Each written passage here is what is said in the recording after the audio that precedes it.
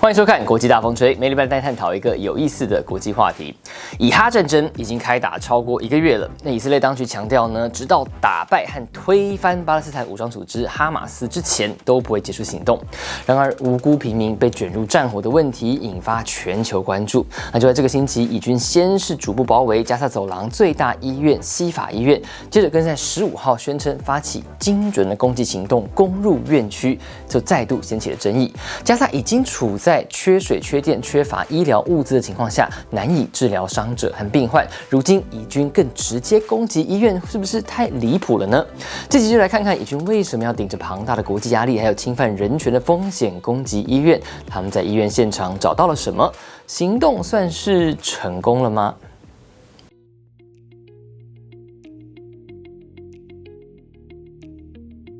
位在加萨市区的西法医院是加萨走廊最大医院，受到战争的影响呢，从11月11号开始就完全断电，食物和饮水也不足。当时院区还有大约700名病患和400名工作人员，另外有大约3000人在院区躲避战火。由于资源短缺，已经传出有10几名病患，包括几名早产儿在内不幸离世。院方持续对外表示情况相当危急，院内难以提供医疗服务，但由于许多病患需要连接维生系统，也很难撤离出去。以军6号完全包围加萨市区之后呢，一部分军力逐步朝西法医院前进，并包围院区，不准任何人离开。后来在15号宣布，在特定区域对哈马斯进行精确且具针对性的行动。根据现场记者描述，以军士兵在当天破晓前攻入院区，一个个房间展开地毯式搜索。之所以攻进西法医院，是因为当局声称哈马斯利用医院掩护恐怖行动，医院地下室就是哈马斯的指挥中心。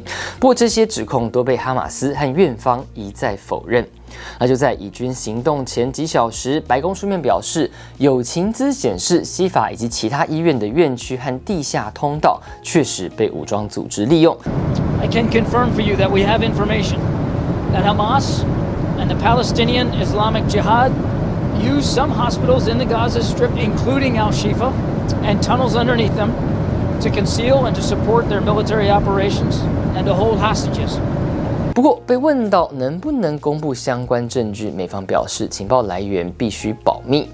Yeah, it comes from a variety of intelligence sourcing. I think you can understand that we're not going to be able to provide a whole lot of granular detail on that. We have to protect sources and methods. 根据国际法的规定，武装冲突中的交战方不得将医院列为攻击目标，但如果医院被用来进行可能伤害敌人的行为，就会失去受到保护的地位。不过进攻方仍然必须负起3项责任：第一是举证，必须要提出医院被作为军事据点或用途的证据；第二是疏散，必须要事先警告，让院内人员跟病患有充分时间疏散；第三是攻守双方都得确保平民不受伤害。如果以色列没有做到以上几点，有可能触犯战争罪。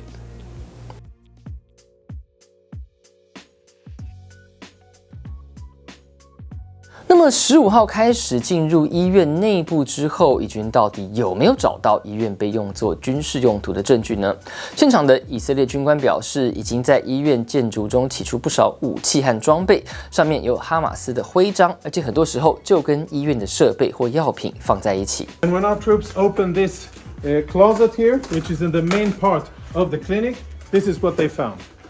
These weapons have absolutely no business being inside a hospital. The only reason they're here is because Hamas put them here. 以军发言人进一步表示，除了武器之外，还在院区找到通讯设备、情报资料以及行动指挥部的证据。מצאנו בבית החולים אמצעי לחימה,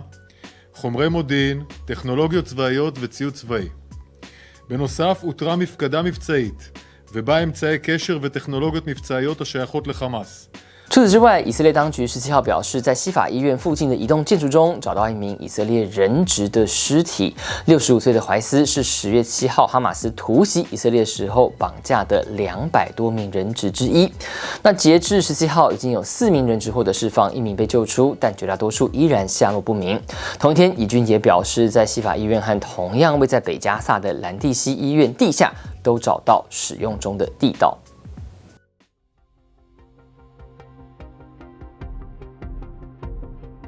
那面对以色列把医院当成掩护的指控，哈马斯是完全否认，反控是以军自导自演，把武器装备带到西法医院来拍摄。另外呢，也重申希望联合国、世界卫生组织等国际组织共同组成公正的专家小组到加萨来检验以色列的指控。قبل أسبوع طلبنا منكم ومن المنظمات الدولية تشكيل لجنة دولية لمعاينة المشافي وللوقوف على كذب الاحتلال. نحن نعلم أنه يكذب. 纽约时报分析，攻入西法医院的行动对以哈双方来说都是这场战争的分水岭，对以色列来说将会大大影响国际观感、人质谈判以及在加萨后续任务的达成。如果以色列拿不出足够的证据，证明哈马斯确实利用医院来储存武器和指挥行动，那么目前为止还站在以色列这一边的国际盟友，恐怕就很难再支持以色列在加萨的进一步行动，更别说达成推翻哈马斯的目标了。以军持续在医院搜索，加萨人道危机也持续恶化的同时，联合国安理会16号通过这场冲突爆发以来的第一个决议案，呼吁紧急实施一定长度的人道暂停，在整个加萨走廊设立通道，让援助物资得以送到需要的人手上。不过，以色列已经表明会拒绝这项呼吁。以色列国防部长葛朗特16号表示，随着以军控制加萨市的西部，以色列在加萨的地面行动已经进入了下一个阶段。那根据先前公布过的3阶段计划，第一阶段呢是破坏哈马斯的军事基础设施，第二阶段是打击相对弱小的抵抗力量，第3阶段则是在加萨走廊建立一个新的非哈马斯的政权，才能真正保障以色列的安全。那其中第2阶段恐怕也要好几个月的时间。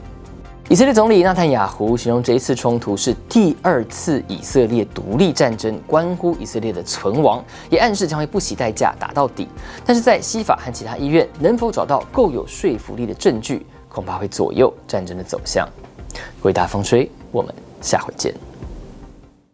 上一集谈到泰国和美国大麻合法化的经验，然后有人留言说，有朋友去泰国旅行的时候呢，因为看不懂泰文，在夜市误食含有大麻的小吃，结果呢身体反应不良，直接昏倒送医。那这件事呢，让这个留言的观众呢对大麻合法化的立场从支持变成存疑，觉得如果贸然开放可能会有意想不到的后果。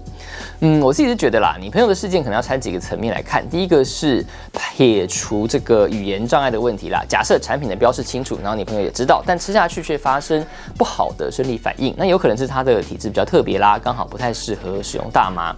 因为根据相关的研究啦，大部分人使用大麻是不会有负面反应，但也有一部分人会有。那最常见的呢，包括比如说剧烈咳嗽啦、焦虑啊、幻想啊、恶心、想吐等等。而昏倒是比较少见，但也有可能发生。那就是因为会产生兴奋感的那个4氢大麻酚成分，也就是 THC 呢，会降低血压，然后心跳就会自然加快，那就有可能造成昏倒。如果你朋友以前都没有碰过大麻产品，或许也不清楚自己的反应会是这样。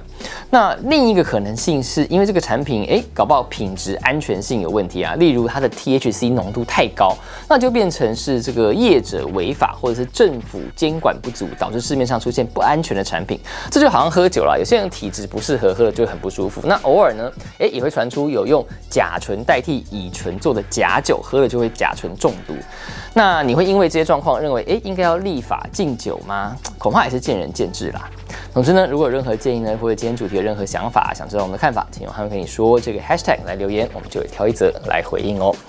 那影片最后呢，要感谢所有付费支持我们的频道会员，尤其是每一位干爹干妈等级的会员。